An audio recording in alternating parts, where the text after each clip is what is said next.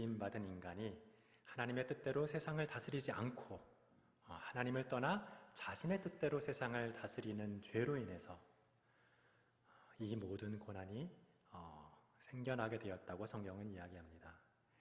이는 하나님의 처벌이 아니라 이 죄로 인한 자연스러운 결과입니다. 하나님의 에덴 동산을 떠난 인간의 세상에는 이 하나님의 축복과 풍성한 공급이 제한되었고 그 죄를 더할수록 자연은 파괴되어서 한 900년을 넘게 살던 이 인간의 수명이 120년 이하로 줄어들 뿐만 아니라 온갖 피조물도 함께 고통받게 되었습니다.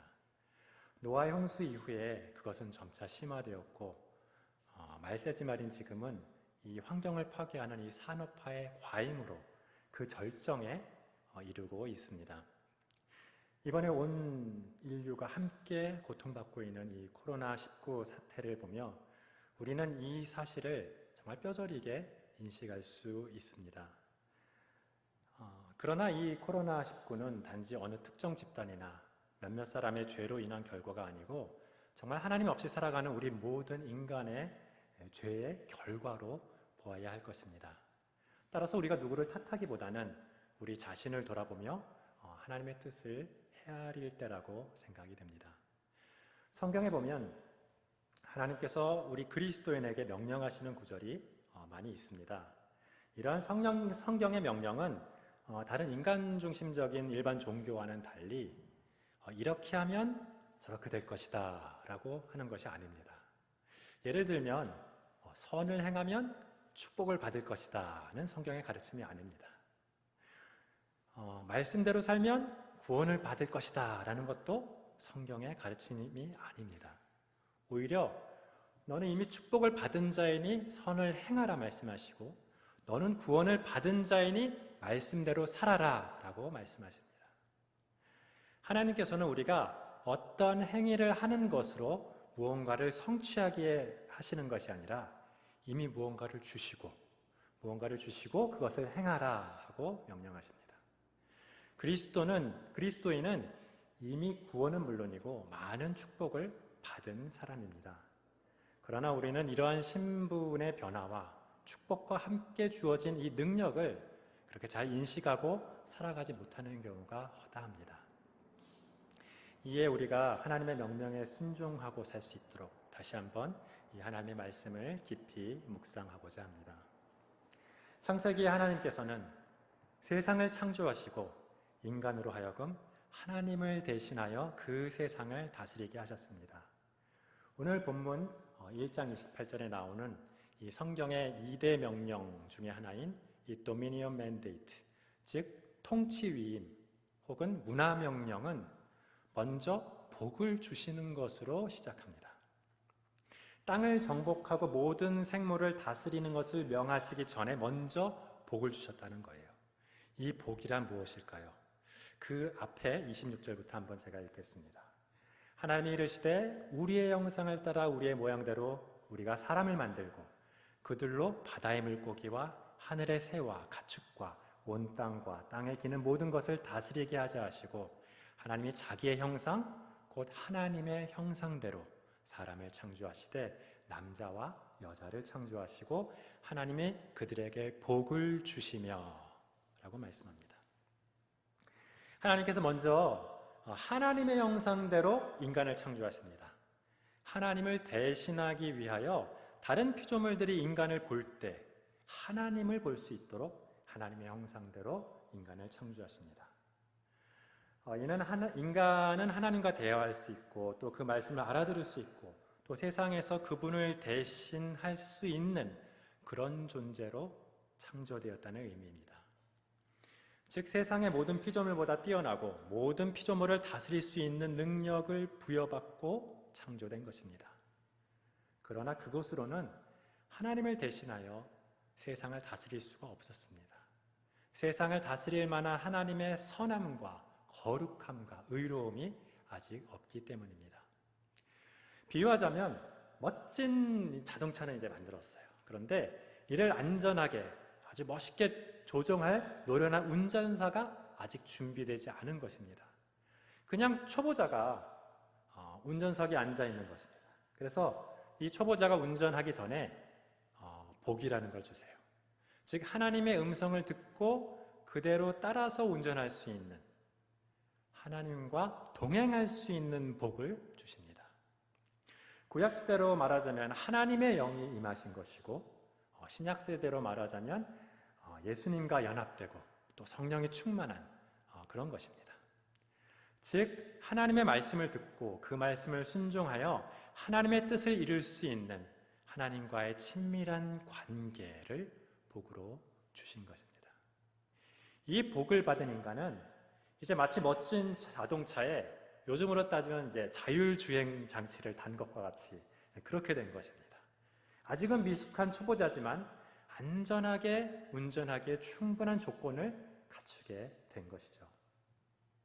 즉 세상을 다스리기에는 경험도 없고 미숙하지만 이 하나님의 형상을 가지고 또 하나님의 인도함을 받으며 두려움 없이 세상을 다스릴 수 있게 된 것입니다.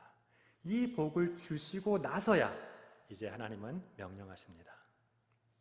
이처럼 성경에 나오는 모든 하나님의 명령은 수행 가능하도록 그 자격과 또 능력을 먼저 주시기에 우리가 믿고 순종할 만한 그러한 명령이라고 알 수가 있겠습니다. 원래 인간은 혼자서 혹은 한 공동체가 온 세상을 다스리도록 그렇게 설계가 되지 않았습니다. 몇몇 사람이나 몇몇 종족이 하나님을 대신하여 세상을 다스리는 것이 아니라 온 세상에 충만한 각 나라와 족속이 세상을 다스리고 통치하도록 그렇게 설계되고 창조되었습니다. 따라서 생육하고 번성하여 온 세상의 각 나라와 족속을 이루는 것이 먼저였습니다. 온 땅에 충만하여서 번성하는 것이 땅을 정복하고 다스리기 위한 어떤 선결 과제라는 것이죠. 인류는 이 명령에 대해서는 순종해서 그런 것은 좀 아닐지 모르지만 어쨌든 지금 보면 상당히 번식하여 온 땅에 충만하게 되었습니다. 그러나 이 하나님의 뜻에 순종하는 그리스도인들도 온 땅의 모든 영역 가운데 충만한가? 볼 때는 그렇지 않을 수도 있을 것 같아요. 또한 땅을 정복하라는 명령과 모든 생물을 다스리라는 이 명령은 우리가 보기에 더욱더 이렇게 이루었다고 보기가 어려워 보입니다. 여기서 모든 생물을 다스리라는 말씀은 하나님께 순종하는 이 그리스도인이 아닌 다른 인간들도 포함하는 그런 개념이겠죠. 그리고 성경에서 정복하고 다스리라는 말씀은 우리가 일반적으로 인식하고 있는, 우리가 일반적으로 생각하고 있는 제국주의적인 것과는 개념이 다릅니다. 19세기 제국주의 국가에서 온 세상을 정복하여 식민화하고 다스리는 것은 그 피지배자들에게는 불행이요 고통이었습니다. 우리나라도 마찬가지였어요. 일부는 기독교 선교를 위한다는 미명도 있었지만 결국은 식민지를 위한 다스림이 아니고 제국주의 국가의 이익을 위한 착취였기 때문에 그렇습니다. 그러나 창세기에서 하나님의 명령대로 땅을 정복하고 다스리는 것은 그 피지배자를 위해 사랑으로 다스리는 것이기 때문에 그들에게 축복이 되는 것입니다. 물론 이는 죄로 물든 세상의 시스템에서는 거의 불가능한 것처럼 보이지만 하나님의 선한 통치가 있다면 가능할 것 같습니다. 왜냐하면 우리 그리스도인은 먼저 이 하나님의 복을 받아 하나님의 뜻대로 세상을 정복하고 다스릴 신분이 일단은 되었기 때문입니다. 이를 오늘 본문 베드로 전서 2장 9절에서 너희는 택하신 족속이요 왕같은 제사장이요 거룩한 나라요 그의 소유된 백성이니 라고 말씀하시죠. 예수님을 믿고 예수님과 연합한 그리스도인은 이제 단순한 하나님의 형상으로 창조된 인간을 넘어서 진정으로 복을 받아서 예수님과 동행하며 그분의 성품대로 세상을 정복하고 다스릴 존재가 되는 것입니다. 이 예수님의 연합에 대해서 갈라디아서 3장 26절 27절에 이렇게 얘기하죠. 너희가 다 믿음으로 말미암아 그리스도 예수 안에서 하나님의 아들이 되었으니 누구든지 그리스도와 합하기 위하여 세례를 받은 자는 그리스도로 옷 입었느니라 라고 말씀하십니다. 설명하자면 영국에서 관객은 내가 경찰 옷을 입으면 경찰로 봐주고 호랑이 탈 같은 걸 쓰면 이제 호랑이로 봐주잖아요.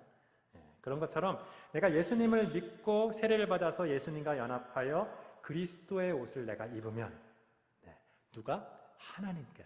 하나님께서 나를 예수님으로 봐주신다는 거예요. 그러면 나는 원래는 죄인인데 예수님이 의인이니까 나를 의인으로 봐주시는 거예요. 하나님이 나를 의인으로 봐주시는데 어느 세상에 누가 죄인이라고 할 수 있겠습니까? 나는 실제로 완전하게 의인이 되는 것이에요. 나는 그저 하나님의 피조물 중에 하나지만 예수님이 하나님의 아들이니까 내가 예수님과 연합되었을 때 하나님은 나를 하나님의 아들로 봐주세요. 그래서 나는 원래는 아닌데 실제로 하나님의 아들이 된 거예요.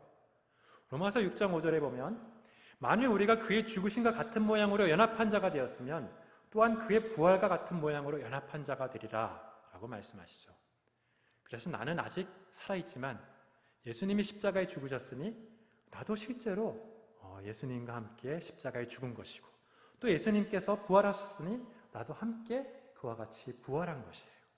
또한 앞으로 내가 죽는다 하더라도 내가 육체적으로 죽는다 하더라도 예수님께서 부활하셨으니까 나도 육체적으로 부활할 것이다라는 것을 우리가 믿을 수가 있는 것입니다. 이렇게 우리가 예수님과 연합하면 작은 예수로서 이 시대를 내가 사는 이 시대를 살아가게 됩니다. 그러면 예수님이 이 땅에서 행하셨던 선지자와 제사장과 왕의 역할을 우리가 오늘날 이 세상을 향해서 할 수 있게 됩니다. 선지자는 어떤 사람이죠? 하나님의 말씀을 세상에 선포하고 전하는 사람입니다. 하나님을 대신하여 사람들 앞에 나아가는 사람이에요. 죄에 대해서 경고하고 하나님의 뜻을 사람들에게 전하고 그 뜻대로 살아갈 수 있도록 돕는 존재가 선지자입니다. 제사장은 어떤 사람이죠? 이 선지자와는 정반대입니다. 사람들을 대신해서 하나님 앞에 나아가는 사람이에요. 사람들을 대표해서 하나님 앞에 나아가 제사를 드리고 죄를 회개하고 용서를 구하는 사람입니다. 이 땅의 죄와 연약함과 아픔을 품고 하나님께 나아가 치유와 회복을 위해 기도하며 사람들을 긍휼히 여기며 돕는 존재가 제사장입니다. 그리고 왕은 하나님을 대신하여 이 땅을 정복하고 다스리는 사람입니다. 이 땅과 그 백성을 긍휼히 여기고 사랑하여 정말 예수님께서 십자가에 죽은 것 같이 그렇게 희생도 불사하면서 그들을 지키고 돌보는 존재입니다. 이렇게 이 땅을 살아가며 예수님과 연합하여 예수님의 역할을 하는 사람은 정말 택하신 족속의 왕 같은 제사장이요 거룩한 나라요 그의 소유가 된 백성이라고 일컫게 되는 것입니다. 이런 하나님의 아들이요 왕 같은 제사장의 신분을 우리에게 복으로 주시며 명령하는 것이 오늘 바로 생육하고 번성하여 땅에 충만하라, 땅을 정복하라, 바다의 물고기와 하늘의 새와 땅에 움직이는 모든 생물을 다스리라 하는 도미니언 맨데이트의 명령입니다.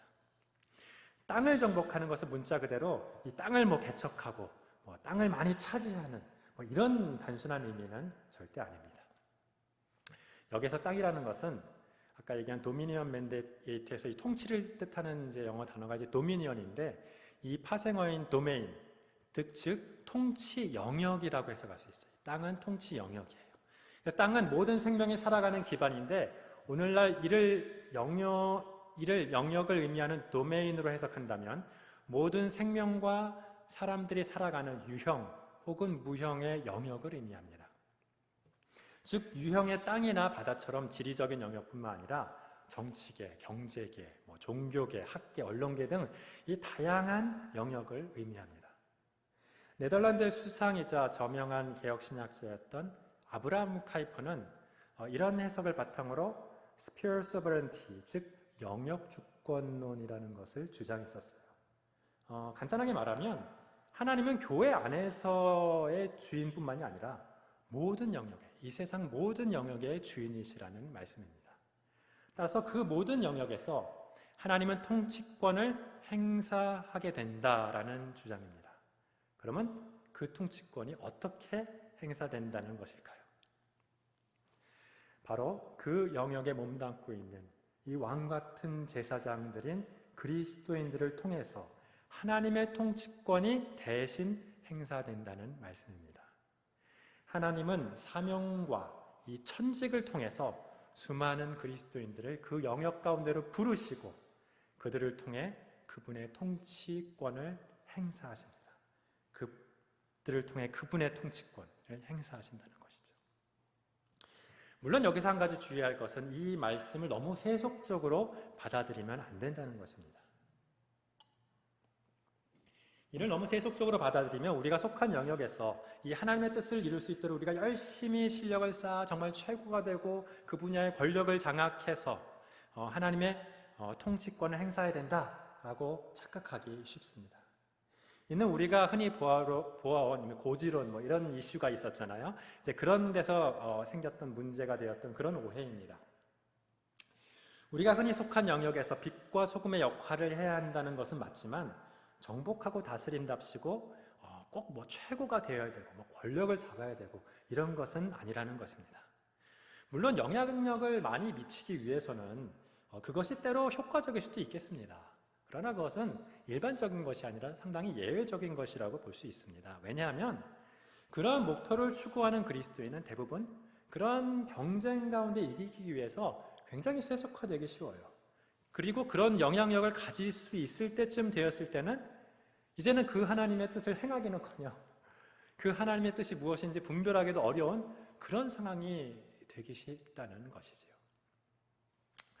또한 하나님의 뜻대로 그 영역을 다스린다는 것이 이 권력으로 이렇게 눌러서 힘으로 이렇게 다스린다는 것이 아니기에 하나님은 역사적으로도 그럴 수 있는 얼마든지 능력이 있으시지만 그런 방법을 전혀 사용하지 않았습니다.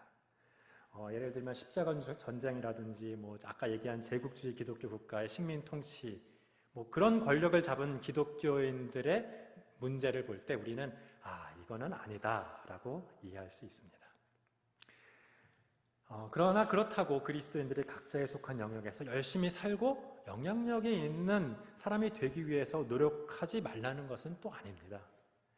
아까 언급한 아브라함 카이퍼스상과 같이 권력은 가졌지만 하나님의 뜻을 따르는 경우도 없지는 않았습니다.